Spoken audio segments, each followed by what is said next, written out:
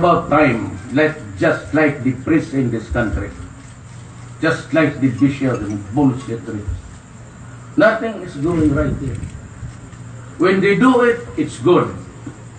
When they are even aware of the separation of the church and state, you ask vehicles from the president and you get SUV. And when the excuse time comes and you say, it was for charity, a luxury car for charity, my dear bishops. Isa pa kayo mga putang ina.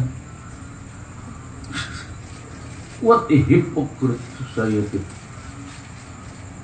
When you fondle us when we were young, going into confession, holding our breath, and asking us what are our sins, and you keep fondling us while we are pouring out our sins, then you pretend to be the righteous institution in this country.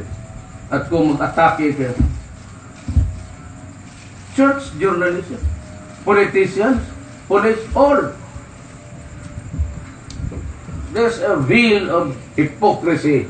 Let us unveil it, so that we can understand each other and live in a democracy that is run by truth and not by vested interest for people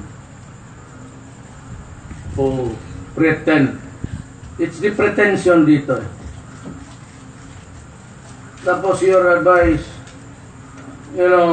Mayor Duterte, if you are really a victim of abuse and the rest of your class, why don't you file a case? A stupid statement. It happened when we were first years. That was in 1950. Tom siya, we filed it. Tom si Oka Cross, another idiotic bishop.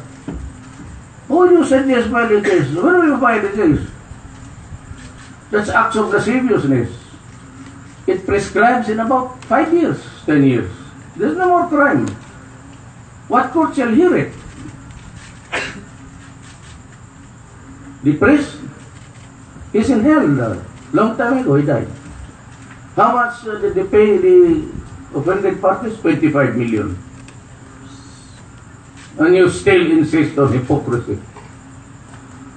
Huwag kayo bumoto because Duterte has many wives. How about you? You have families. A lot of bishops have families. I will not stop. And I can spend the whole 6 years of my presidency exposing you and attacking you. Bakit? Kayo lang ba?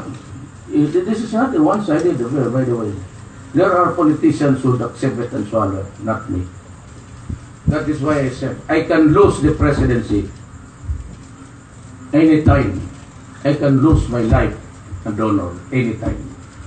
That's what I said. I will not die if I will not become president. So, don't fuck with me.